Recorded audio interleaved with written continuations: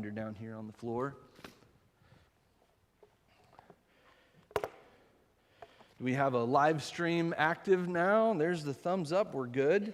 Ephesians chapter 5. We're continuing our study in the Ten Commandments. And this is part 2 of last week's message. If you missed out on last week's message, it is available on our website and on YouTube.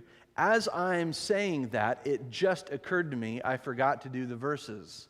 Sorry, Caleb.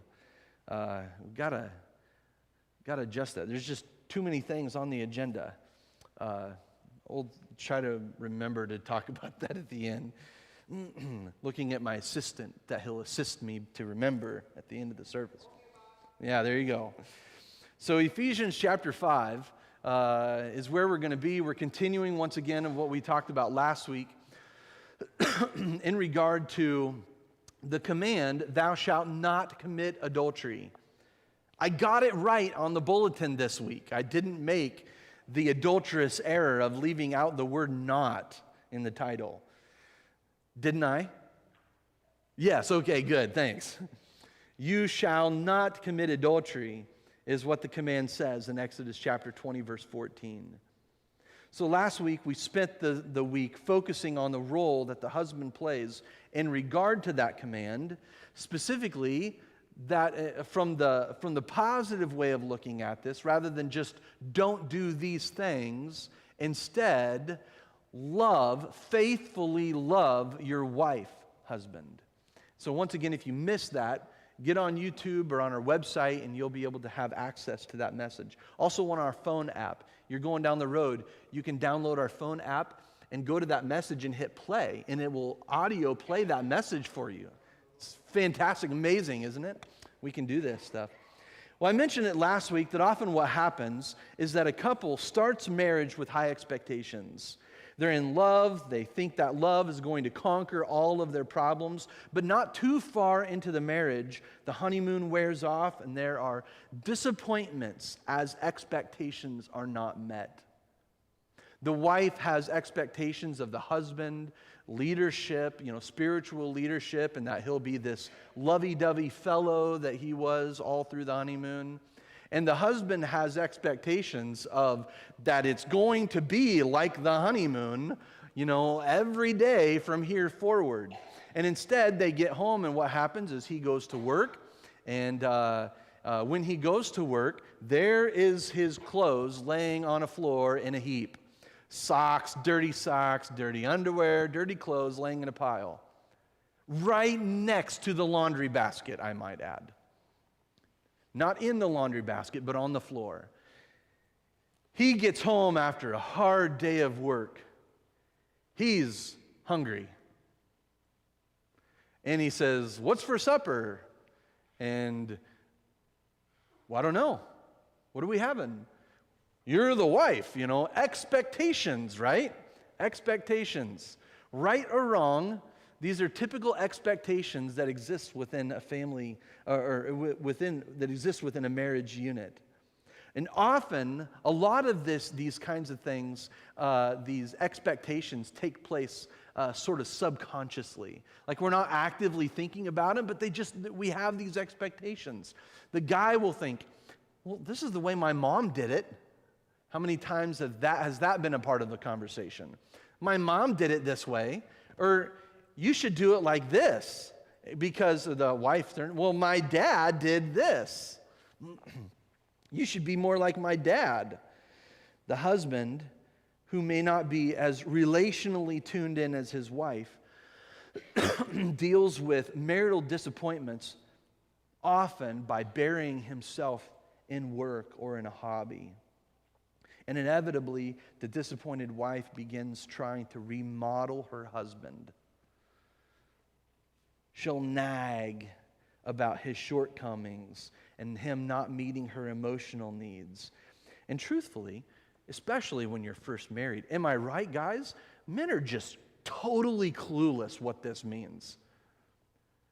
I think that maybe there's a sense in which, especially if there's been a good, solid family unit, maybe a guy can look at his mom and dad and see a good example for for the way that a husband ought to treat his wife.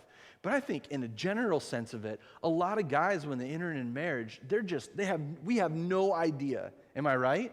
In fact, just to give you an example, one day I had gotten home from work. This is like within the first year of marriage. We got home, we had our first house up in Waterloo, living on Joy Drive. No kidding, Joy Drive. And walked into the house, and I came in and dropped my briefcase, and I sat down. My mind was whooped. I sat down in my favorite chair, and my wife said, "So what do you think?" And I said, "About what? You didn't notice?" "Notice what?" "I rearranged the furniture." "Oh, you did." Clueless. Okay? Clueless. Expectations not being met. When a husband, a lot of times when emotional needs or his are not being met, or he has these shortcomings, while he's kind of clueless about how to meet some of those needs, oftentimes what he is confident about is his work. And so he pours himself into his work. And then when he does make any kind of feeble attempt to lead spiritually or relationally at home, oftentimes the wife will resist the husband because she doesn't respect, don't miss that word, she doesn't respect his relational skills or his spiritual leadership. And the end result is emotional distance between the two, relational hurts. And sometimes, to the pleasure of the devil, it leads to the disintegration of the marriage completely. That brings us to Ephesians chapter 5 this morning, where last week we studied, here's what it looks like to love, what faithful love looks like in the context of marriage. This week, let's look at what the responsibility of the wife is. Verse 22, "Wives, be subject to your own husbands as to the Lord. For the husband is the head of the wife, as Christ also is the head of the church, he himself being the Savior of the body. But as the church is subject to Christ in everything, so also the wives ought to be to their own husbands in everything." Now we're going to skip a few verses here because verses 25 through 32 are really in regard to the way that Christ loved the church. And that's what we looked at in principle last week. So look at verse 33, the last verse of the chapter. "Nevertheless, each individual among you also is to love his own wife, even as himself." That's for the man. Kind of a conclusion of the passage. "And the wife must see to it that she respects her husband." And so here's what, we're going to jump right into the outline here this morning. Here's what you need to know. First of all, the faithful action in biblical respect is submit. The faithful action in biblical respect is submit. And we see it right there in verses 22 through 24. The word submit, I think, is largely misunderstood today. In fact, God has ordained the principle of authority and submission in a number of different relationships. For instance, citizens are to be subject to their civil authorities. That's awkward, especially on the heels of everything that we just talked about here at the beginning of the service, right? But citizens are to be subject to civil authorities. In fact, if you want to go, write down Romans chapter 14 and realize that what Paul was saying about being subject to civil authorities was in regard to, what was his name? Nero. Is that it? Nero. And you remember who Nero was, right? He was a tyrant. Probably burned the city of Rome, but then he blamed the Christians on it. Blamed it on the Christians. He tortured and killed many Christians. Nero was a tyrant, and yet Paul said, be subject to civil government. Church members are supposed to be submissive to their leaders. We read in this passage, it's just about to get there, children are to be submissive to their parents. Slaves are to be submissive to their masters. And once again, I think that slaves is taken out of context in today's society. Slaves were basically indentured, where they were indentured servitude, meaning they had done wrong, they did a crime. And what Paul is saying here is that when you're in debt, you're basically a slave to the person that owned you, that owned your work. You're to be faithful in submitting in that context. There was also a sense in which slavery existed in the biblical times. And Paul he wasn't condemning or condoning slavery. He was basically just helping those that were slaves understand, here's what Christianity looks like in this context. And it looks submissive. How about this one? Church members are to be subject to one another.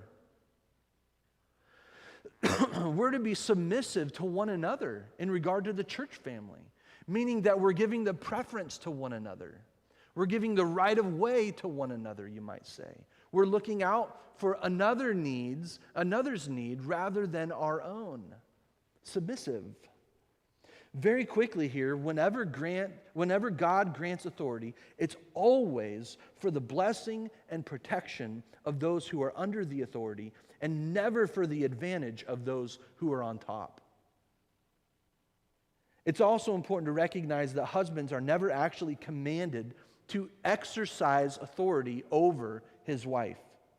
He's only commanded to love sacrificially, not explicitly domineer her. And another quick point is that just because the man is given the position of authority does not in any way mean that he is superior or that she is inferior. The wife is equal to her husband in every way. God created them man and woman, and they were both created in his image. Not one given more importance or value over another. In fact, if you look at a typical marriage, oftentimes, and I think every husband that's honest will agree with me when I say, a lot of times the wife is actually smarter than the husband. It was good that Pastor Nolan gave that amen and it wasn't his wife, right? You know, just on that note, a wife may even be smarter or even spiritually more mature than her husband. But God ordained authority. He ordained the principle of authority for the orderly functioning of the government, for the orderly functioning of the church, and also for the orderly functioning of the home. And so don't miss this. To resist God's order is to resist the God that instituted that order. Meaning that if you rebel against this, your rebellion isn't against only your husband, wife. Your rebellion is against God himself, because he's the one that put this all in place. So what does submit mean? It simply means this: voluntarily place yourself under another's authority. Voluntarily place yourself under another's authority. It doesn't mean, wife, that you never take action or that you're unresponsive. A submissive wife isn't one that quietly goes along with her husband while she keeps all of her thoughts and feelings to herself. I've actually seen that. I've witnessed it.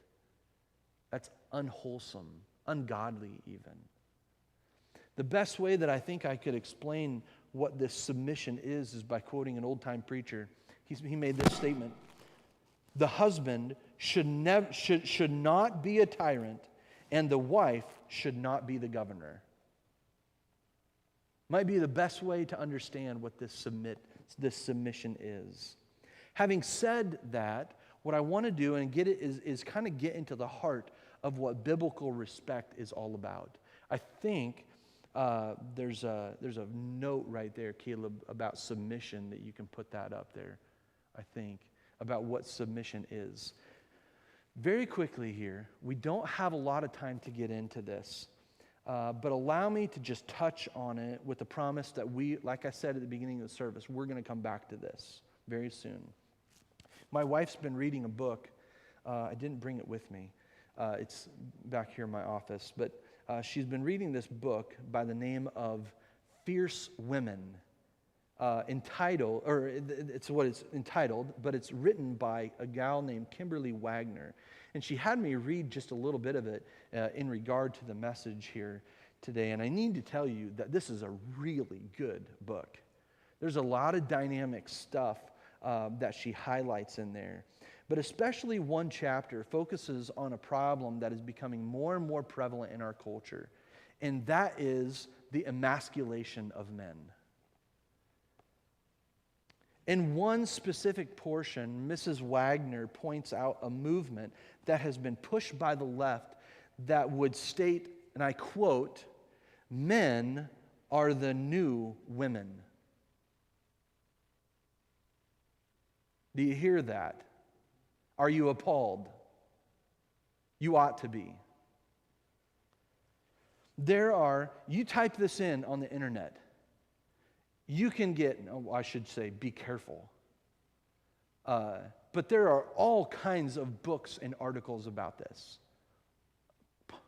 There are so many, it's ridiculous. In fact, here's a few titles. Do you want to just I think there's like 5 of them, Caleb. Just put them up there. Here's the names of some of them.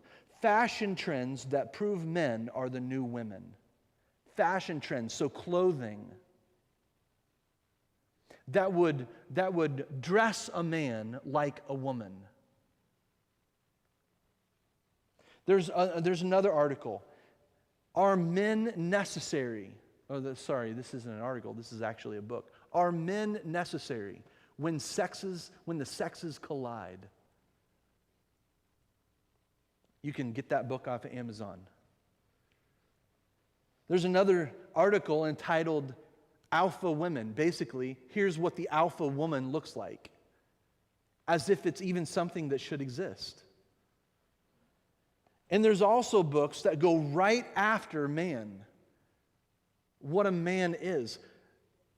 And you've probably heard this terminology tossed around, toxic masculinity. Toxic masculinity. Might I suggest that the only toxic masculinity out there is when a man doesn't be what he is, what God made him to be. That's toxic. But a man leading in the home and providing spiritual care and nurture and discipline in the home, that's godly masculinity. Leading his wife, loving his wife, caring for her, protecting her, and yes, opening the door for her. Remember when that was all a big thing? That when these women, these feminists, didn't want men opening the door for them, men would get rebuked for opening a door for a woman. Why? Because men are toxic, that's why. There's another book, The Problem with Men. Oh, in case you want to know what the problem is with men, you know what it is? They're men. That's the problem. Which leads us back to that beginning statement that this is really the agenda that the left pushes. Men are the new women. They don't want to exemplify it in themselves, but they want to see everybody else buy into that. Hypocrisy. One particular article that the author said, was the author quoted, Mrs. Wagner quoted from that book, Fierce Women. Did I include that quote up there? I'm not sure I did, Caleb. It says this: men have been characterized for the past 30 years as male chauvinist pigs, deadbeat dads, or knuckle-dragging abusers who beat their wives on Super Bowl Sunday.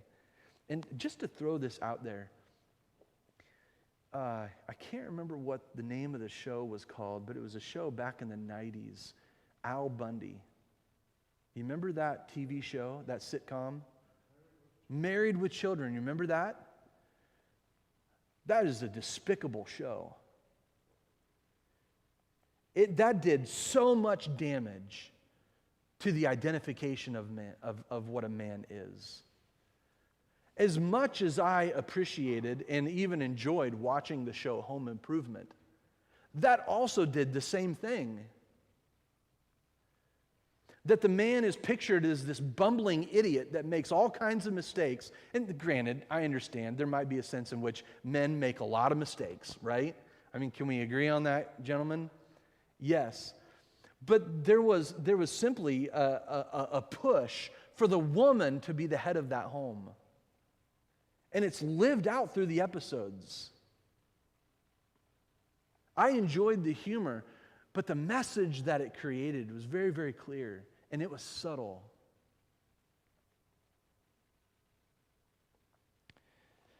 Deadbeat dads, knuckle-dragging abusers, and chauvinist pigs. At the same time, women want men to be wage earners. They also wanted them to act like their girlfriends, to time their contractions, to feed and diaper the baby, and go antiquing and shopping with them. But, she goes on to say, woe to the man who might lapse into guyness.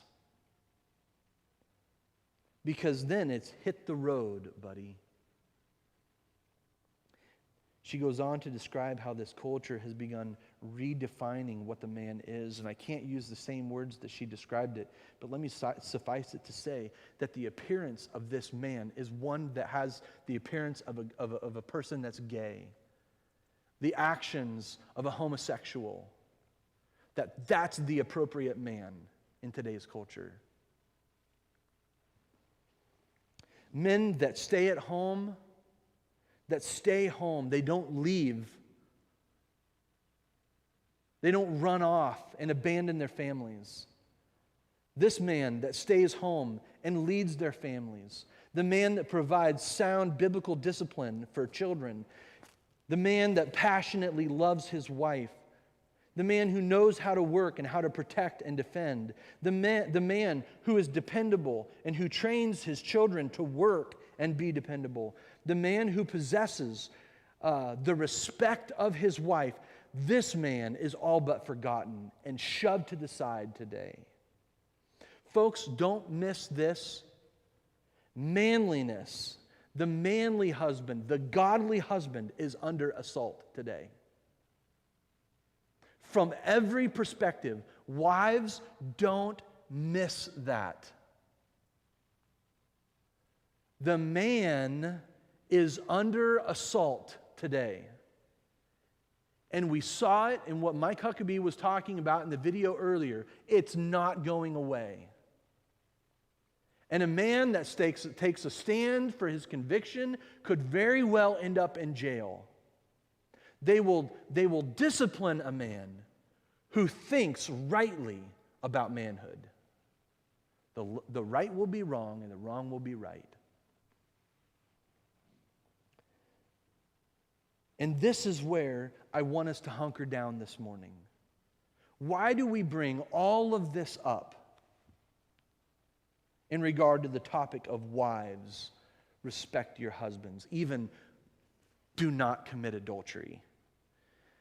Because the image that the man, the image of man that the culture is portraying is not respectable. Wife, what is the biblical attitude behind respect? What kind of thinking, if the action in the hands of respect is submission, then what is that which drives that action? What's the biblical heart behind? And this is number 2. The faithful attitude in biblical respect is adoration.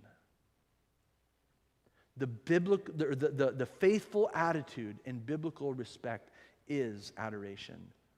Look down to verse 33, just that last phrase. And the wife must see to it that she respects her husband. The Greek word for respect is the Greek word is phobeo. You got some catching up to do there, Caleb, to number 2 there.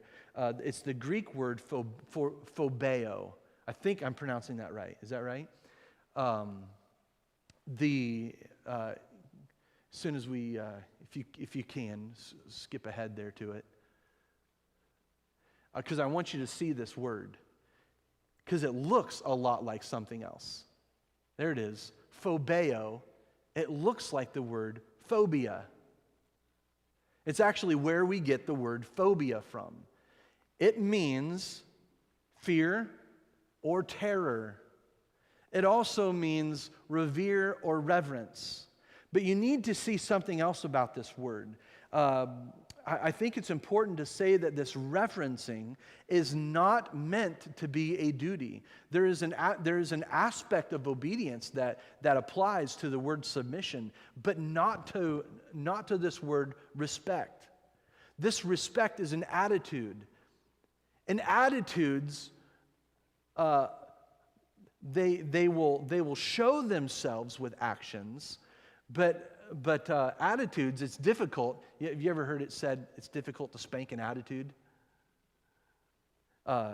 It kind of is. At times it is difficult to spank an attitude. It's difficult to identify what's going on behind the action. What's going on in the heart that's driving those actions is the name of the game here. And so when we talk about the attitude, what is the biblical attitude in this word revere? The attitude is really one of an affectionate choice. So, husband, or wife, maybe I should say it like this. Wife, just like last week we said, husband, unconditionally love your wife. Do you want that to be something that's mere action, wife, and not heart-driven? Do you want the attitude behind it, or you just want merely the actions of love? This is what I'm getting at. The attitude behind this phobia, phobeo, is adoration. In fact, if you look this word up in the dictionary, you'll also find connected to it the word worship. And I'm not going to suggest that Paul intended the wives to worship their husbands. That's not what I'm suggesting at all. But I am saying that there's an aspect of adoration that a wife must have for her husband. Wife, if you would actually like to know how to not adore him, perhaps you'd like to know how to destroy your husband, to destroy masculinity, destroy the man in him, then I'll tell you, I've got down here on the front pew, over here, down here on the front pew, a worksheet. And it's a basic, sorry, I'm going to go off camera for just a moment. I kept one right down here. And I made about 20, I can't remember, 20 and 25 copies over here, so wives could come up here and get one. This is how you destroy your husband, okay? The word at the top of this is copied from the book Fierce Woman by Mrs. Wagner. At the top of this is the word emasculation. And it goes down through this list of things that you can do to actively deteriorate the manhood in your husband. Deflate his ego, manipulation, aggression, show selfishness, be controlling, use unrestrained words, leave your husband hungry for attention. Anything that, if he says he can do something, anything that he can do, you can do it better. Have that attitude, say those words. Take charge in a situation. Live independently of him. Don't tell him what's going on in your life. Just live independently. Be obnoxiously opinionated in regard to certain issues. and have no margins when it comes to schedule or timing. It's all about you. That characterizes the feminist movement. And what's worse is, I think those that are setting the tone for it know this. They're destroying masculinity in our culture. So how do you not destroy masculinity? You start in your home. You start in your home. There's a book that's also entitled Love and Respect by Dr. Emerson Eggerichs. This is very nearly a must-read book for all couples. If you're interested in it, I can send a copy home with 3 couples today. I've got 3 sitting right up here on the front pew. You're a couple, you come and get one. Or maybe you would like to help another couple. Come and get a book. It's a fantastic book entitled Love and Respect. But in an effort to teach what it means to unconditionally respect their husbands, Dr. Eggerichs basically teaches the wife about how God made her husband. Throw these up there, Caleb. God made him with a desire to work and achieve. And so, wife, are you standing behind him, letting him know that you support him in his work? God made him with a desire to protect and defend. Wife, do you appreciate this? Do you appreciate the effort that he goes to secure the home and provide a stable environment for yourself and for your family? God gave him the desire to serve and to lead. Wife, do you let him be the leader?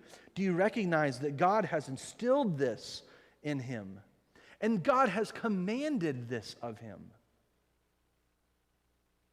Or do you usurp God's command by taking control yourself and not allow him to fulfill his biblical mandate as a man? God implanted within him a desire to analyze and to counsel. Wife, this isn't just your husband. This is every husband. This is the way that God made men, to analyze it and then to counsel. I can remember times where, and I needed to be corrected in this, where Kelly and I we'd sit down and she'd be struggling through something, and she'd start telling me, and I'd go, well, this is what needs to happen, and I'd start, here you go, and I don't want you to tell me, I just want you to listen to me. There's an aspect that is very, very true. But also, from the other side of it, the reason that I started in this is because men were created to be problem solvers. Let's get to the bottom of it and deal with it. Why? Probably because he didn't want to come back to it again later. Let's deal with it. I'm not saying right or wrong. I'm saying this is the way that God created him. And so appreciate that. Appreciate the way that God made your man. God built him to need shoulder-to-shoulder friendship. And let me jump out here and say, I'm not talking about using this as an excuse to go hang out with your buddies.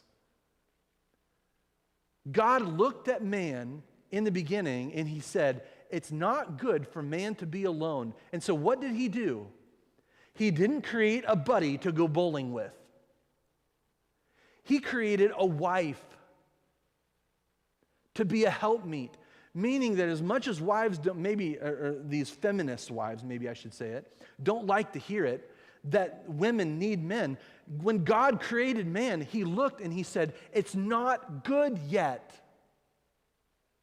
And so what did he do? He created the woman so that the man would be good.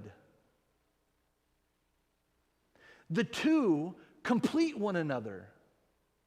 The institution of marriage is a beautiful institution, just the way that God intended it to be. And so, wife, do you let him know that you're not just his lover, but that you're also his friend? Lastly, God gave him that desire for sexual intimacy.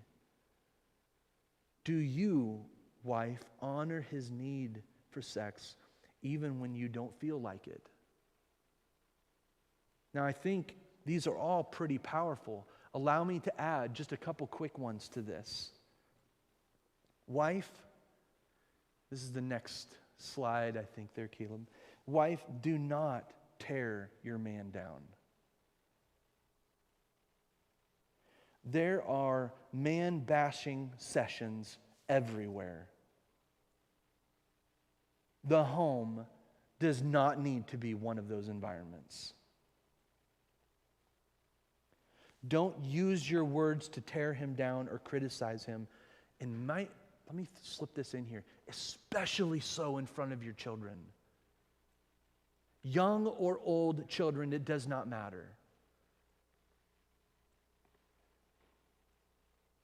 How can you expect your children to respect their father if his wife will not?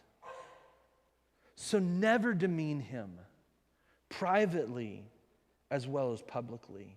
And along with that, intentionally encourage your man. Intentionally encourage him. Especially as we see the collapse of the culture around us. He's not perfect, and wife, he knows it. He knows it. But don't be the incessant nag. Don't pick up the goal of remodeling your husband. Encourage him, especially so when you see him live out biblical manhood. But immediately after you see him doing that, offer those words of encouragement. Lastly, treat him with adoration.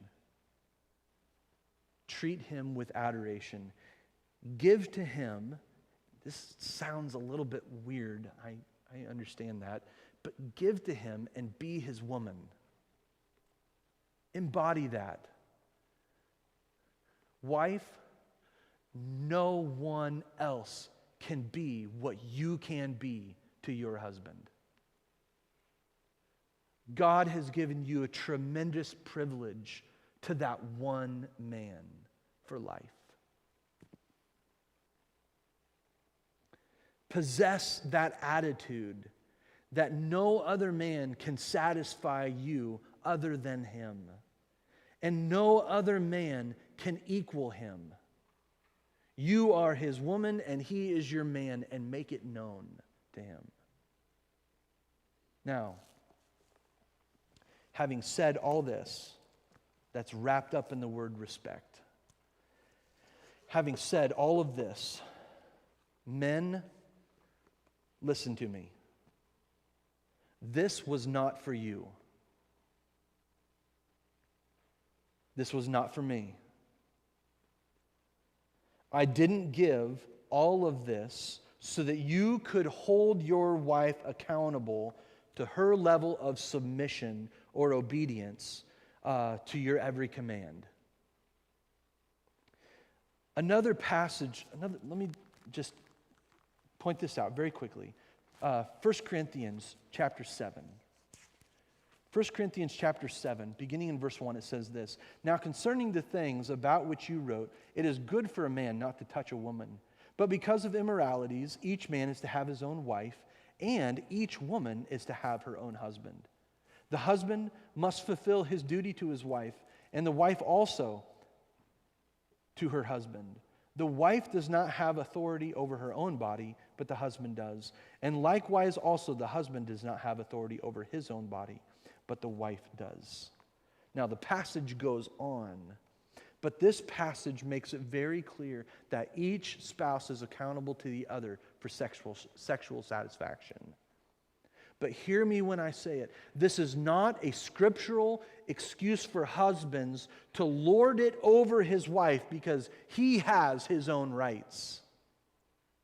That's not what love is, gentlemen.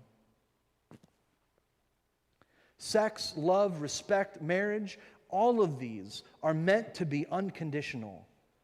Wives, wouldn't you rather your husband choose to love you unconditionally and love you above all others, rather than reminding him of the command that God has given to him?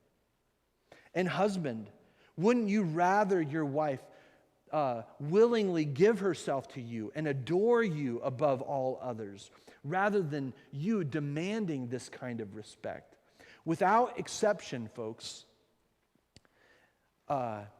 adoration, love, is greater than obedience. It's more powerful than merely obeying. Because, husband, because if she only willingly submits to you, you may have her actions, but you may not necessarily have her heart. But if you live worthy of adoration, then husband, you possess something that can't be manufactured or replaced. And that is the excellent wife. And I might flip that over by saying the same thing to the wife. So wife, here's the conclusion. Here's the positive way of saying, do not commit adultery. Wife, unconditionally adore your man.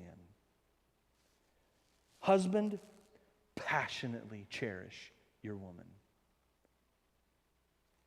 That's the crux of it. Father, we thank you for the time this morning. We're grateful for the opportunity to use this and just spend a moment focusing on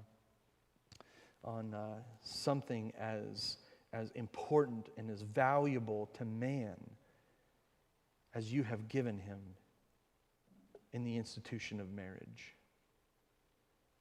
God, this morning, we lift marriage up on a high pedestal. It's worthy of being honored the way that you intended it to be honored. And God, while certainly we are all sinners, we fail, especially in the marriage relationship. We fail. We thank you for the forgiveness that you've offered through your Son, and we thank you for the opportunity to really understand the way and manner in which we are to love and respect, how we can rightly illustrate Christ and how he gave himself for the church and how the church submits to Christ's leadership. God, and may that be our agenda. May Christ be the goal in all of this. May you be honored.